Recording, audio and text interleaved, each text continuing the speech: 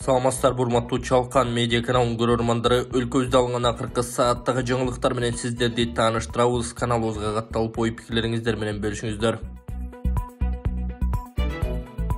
Ажылык сапары үчүн Кыргызстанга 6000ден ашык орун бөлүндү. 2024-жылдагы ажылыкка Кыргызстандан бара турган зыяратчыларга 6060 орун бөлүндү. Бул тууралуу муфтияттан билдиришти. Маалыматка караганда 2024-жылдагы ажылыкты уюштуруу штабынын төрагасы Самидин Атабаев баштаган муфтияттын өкүлдөрү Сауд Арабиянын ажылык министрлигинин алдындагы ажылыкты уюштуруу башкы башкармалыгынын директору Бадир Ал-Сулами менен жолугушкан. Сүйлөшүүлөрдүн жүрүшүндө Бадир Ал-Сулами Кыргызстанга 6060 квота бөлүнгөндүгүн айтып, 2024-жылы ыйык Мина, Арафат жана Муздалифа өрөөндөрүн тейлөөдө 17 мекеме иш алып бара тургандыгын кошумчалаган. Булардын ичинен өзүңүздөргө ылайык мекеме менен келишим түзүп, алардын баасына жана тейлөө сапаттарына жараша тандап алсаңыздар болот. Эң негизгиси, ажылык мезгилинде Сауд Арабиянын мыйзамдары так сакталуусу зарыл.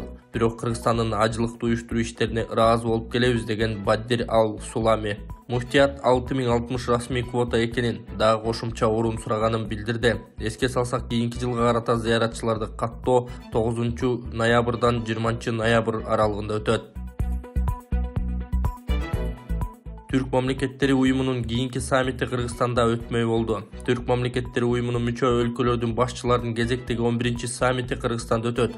Бул тууралуу Казакстандын президенти Касым-Жомарт Токаев билдирди. Мындай чечимди уюмга мүчө мамлекеттердин башчылары Астанада өткөн саммитте кабыл алышкан. Жыйында өлкө лидерлери уюмдун күн тартибиндеги актуалдуу маселелерди талкуулашып, көп тараптуу кызматташтыктын негизги багыттарын камтыган Астана актысын жана саммиттин жыйынтыктоочу декларациясын кабыл алышты. Жалпысынан президенттер 12 документке кол коюшкан. Урматтуу Москвадагы мекендештер, Кыргызстанга жүк салууну каалап, бирок кимден жиберүүнү ойлонуп жаткан болсоңуз, биз сиздерге ишенимдүү ишкерди сунуштайбыз. Бул ишкердин аты жөнү Зайырбек Маматкаримов. 12 жылдан бери иш алып барган командасы сиздин аманатка кыянатты кылышпайт. Кыргызстанга салган жүгүңүздү күндүн аптабына же кыштын ызгаарына калтырбастан атайын жүк сактоочу кампасы Бишкек шаары Профсоюз көчөсү 38/1 дарегинде жайгашкан. Жүктү Москванын бардык жеринен өздөрү алып кетет. Алган жүктү Кыргызстандын 7 дубанына жеткирүүнү да кепилдешет.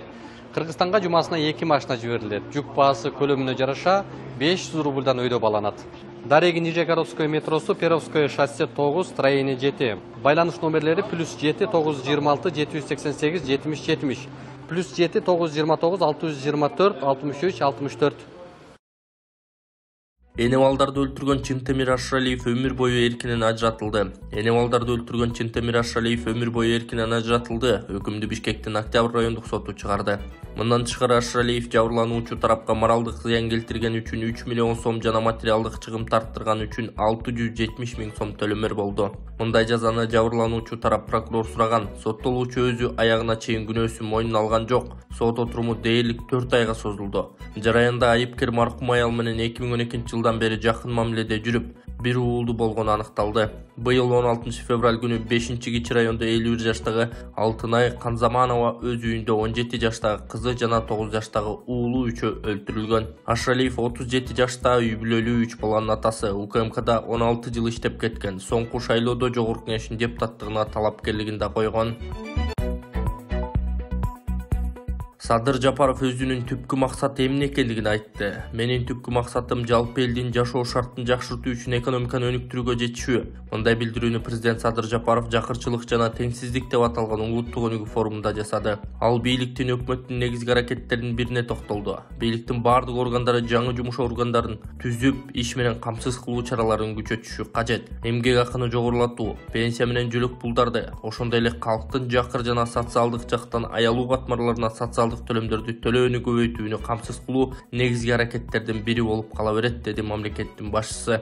Ал өлкөнүн бардык катмарында тең укуктуулукту камсыз кылып, жашоо сапатын жакшыртуу үчүн жагымдуу шарттарды түзүүгө багыт алаарын баса белгиледи. Президент Кыргызстан Бириккен Улуттар уюмунун, эл аралык уюмдар жана каржы институттары менен өнөктөштүктө болуп, туруктуу өнүгүү максаттарына жетүүгө чечкиндүү белсенип жатканына токтолуп, аларга кайрылды. Эл аралык коомчулуктун бардык мүчөлөрү өнүгүү жана жакырчылыкты кыскартуу жаатындагы өз милдеттенмелерин аткаруу үчүн биргелешип, макулдашып иштөөсүн камсыз кылуу өтө маанилүү. Кыргызстан бул багытта сиздер менен кызматташууга кызыктар жана даяр, деген президент Садыр Жапаров. Биз алдык аманатыңыздарды, Алла ыраазы болсун. Ошол туугандар дагы да ыхсан кылып жардамыңыздарды аябай берүүңүздөрдү суранат элем. Азыр ушул Стамбул шаарына Түркияга кетүү үчүн дагы $12,000 каражат жетпей турат туугандар. Ошондуктан туугандар, келиңиздер, жардамыңыздарды аябай ошо Элханга деген ыхсаныңыздарды токтотпоңуздар. Болушунча кайдыгер карабай жардамыңыздарды бериңиздер туугандар. Дагы деле кайдыгер карабайт деп ойлоймун. Жардам берүүңүздөрдү суранабыз. Эми $12,000 калды, буюрса калганы чогулду. Дагы деле болсо кол сунат деп ойлойм сиздерге. Алла ыраазы болсун. Рахмат силерге, кыргыз эли. Да кичине болсо да кайдыгер карабай берип тургундарчы орум айыгып кетсин. Эч кандай Матраимов кланы жок. Матраимов Ташиевдин сөзүн четке какты. 2 ноябрда УКМКнын төрагасы Камчыбек Ташиев Раим Матраимов жана анын жакындары тууралуу мафия, клан деген сөздөрдү айткан эле. Бул тууралуу Азаттык Раим Матраимовдун бир тууган агасы депутат Искендер Матраимовдон комментарий алган. Аталган басылмага Матраимов: клан деген жок, менин бир туугандарым бар, калган ошол убакта иштеген балдар анын кланы болбойт да. Андай болгон эмес, деген Искендер Матраимов.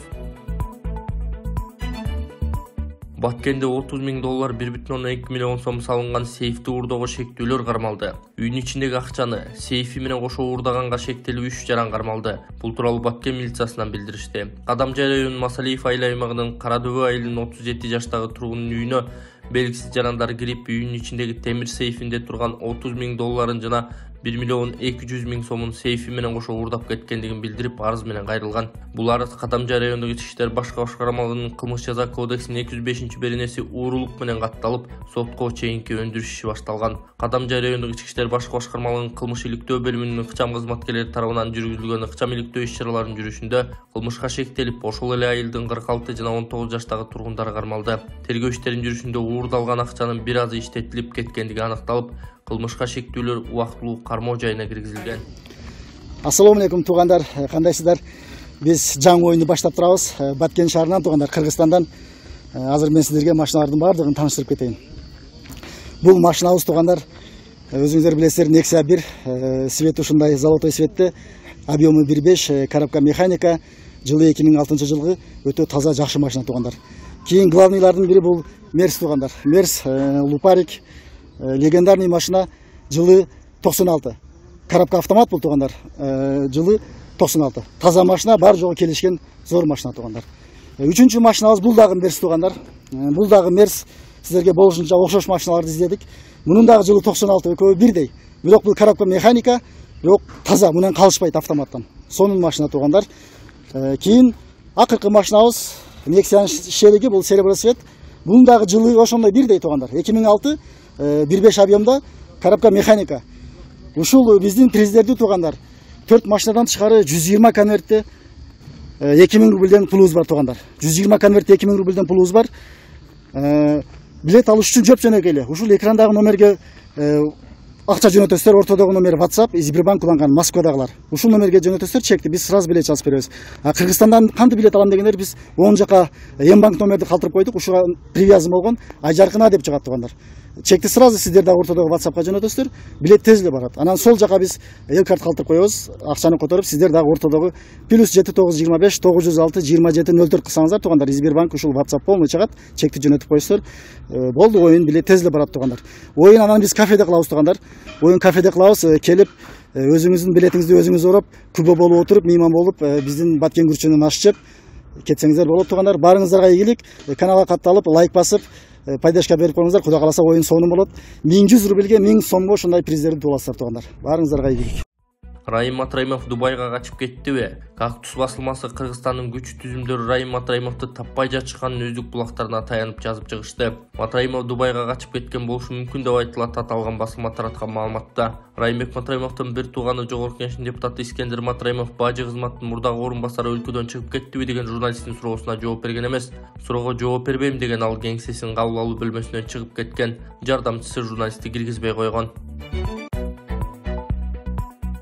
Шайлоо Бегатазов Жапаров менен Ташиевке кайрылуу жасап Матраимов боюнча маалымат берди. Депутат Шайлообек Атазов ага 2 күндөн бери каралуу абдан катуу жүрүп жатканын жазды. Буга чейин ага жана Женгого таандыктелген аудио соц тармакта тараган. Бир нече күндөн бери 2 жыл алдын болгон Свердлов району боюнча шайлоо учурундагы мага тарапташ болгон адамдарды убактылуу кармоочу жайга 3-4 сааттан кармап кыйноого алып жатышат. Мага айткан маалымат боюнча шайлоо учурунда Матраимов акча берген деп жазгыла деп жатышыптыр. Ата-энелери ыйлап келишти.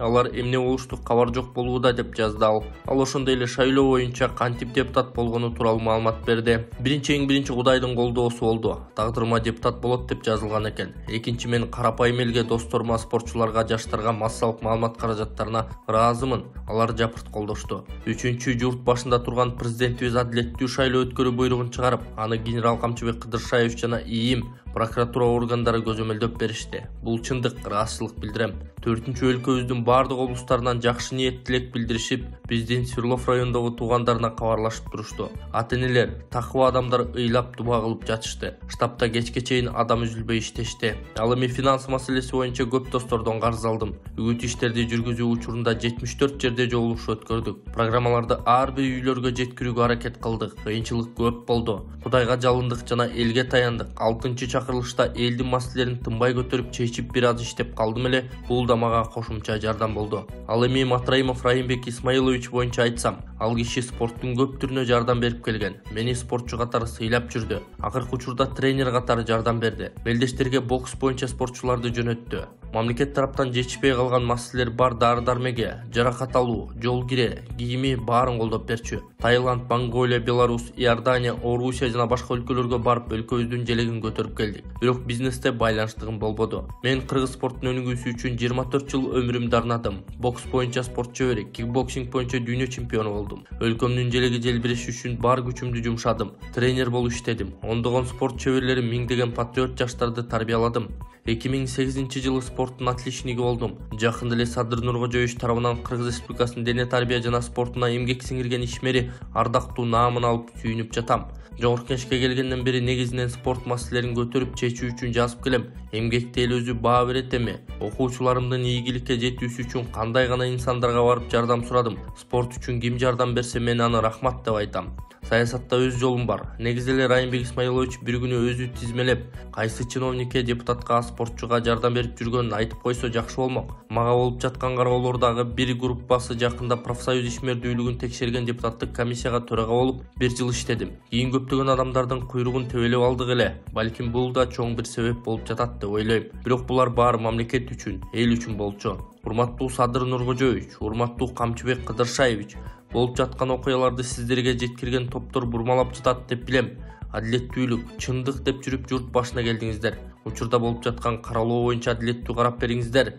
Мен да сиздердей болсом деп ар дайым элим, жерим, чындык деп кээ бир министрлерге бетке айтып жаман көрүнүп жүрөм. 2 жылда көптөгөн иштерди жасадым. Ийгиликтериме негизинен сиздердин колдооңуздар бар. Сиздерге кирип чындыкты айтууга уруксат берсеңиздер, убактылуу кармоочу жайга кирген балдардын ата-энелери жүрөгү ооруп жатат. Мен үчүн бирөөлөрдүн кыйналышы өкүнүчтүү болууда. Мени кабыл алган соң дагы эле чындык болбосо баарын тагдырдан деп билем. Чындык, адилеттүүлүк орногон өлкө куруу баарыбыздын тилегибиз. Өлкөбүздү Кудай өзү колдосун деп жазган Шайлообек Атазов өз Facebook баракчасына. Чүйдө кызганычтан улам адам мыкаачылык менен өлтүрүлүп, унаас өрттөлгөн. Чүйдүн Панфилов районундагы 41 жаштагы адам мыкаачылык менен өлтүрүлгөнүн Чүй милициясы маалымдады. Билдирмеге ылайык 2 ноябрда саат 11:30 чамасында Панфилов айылынын четиндеги арыктан Кайыңды айылынын Ш.Э. аттуу жашоочусунун сөөгү табылган. Денесинде кыйнап өлтүрүлгөн белгилер болгон. Анын башында бычактан алган жаракаттар болгон жана көп жеринде кан уюп калган. Баш терисинде сыйрылган жерлер бар болгон. Ал эми маркумдун сөөгү табылган жерден 200 метр аралыктан ал адамга тиешелүү автоунаа толугу менен күйүп кеткен абалда табылган, дешти милициядан. Маалыматта белгиленгендей, бул окуя боюнча адам өлтүрүү беренеси менен кылмыш иши козголгон. Тергөөнүн жүрүшүндө Ш.Э. 31 октябрда Бишкекке барам деп үйүнөн чыгып, акыркы жолу жакындары менен 1 ноябрда байланышкан. Андан кийин аны менен байланышып болгон эмес. Адам өлтүрүүгө шектелип, Кайыңды айылынын 2 жашоочусу кармалып тергөө абагына киргизилген. Алардын бири 45, экинчиси 30 жашта. Тергөөнүн версиясы боюнча кылмыш кызганычтан улам жасалган. Кармалгандар күнөөсүн моюндаган көрсөтмө беришкен. Тергөө уланууда деп айтылат маалыматта. чет элдик жарандан акча опузалаган деп 5 милиционер кармалды. Акча талап кылган делип Бишкек милициясынын 5 кызматкери кармалганын улуттук коопсуздук кызматынын маалымат кызматы кабарлады. Алдын ала билдирүү боюнча, милиционерлер чет элдик жарандан $4000 акча алмай болушкан. Кечээ Бишкектин Сырлов райондук ички иштер башкармалыгында жана шаардык ички иштер башкармалыгында тинтүү иштери жүргүзүлдү. Жыйынтыгында экстремизмге жана мыйзамсыз миграцияга каршы күрөшүү кызматында иштегендер УКМКга жеткирилген. Алардын арасында ИИБ тергөөчүсү да болгон. Кармалгандар чет элдик жарандан акча талап кылган деп шектелүүдө. Факт боюнча кылмыш иши козголгон деп жазылат кабарда.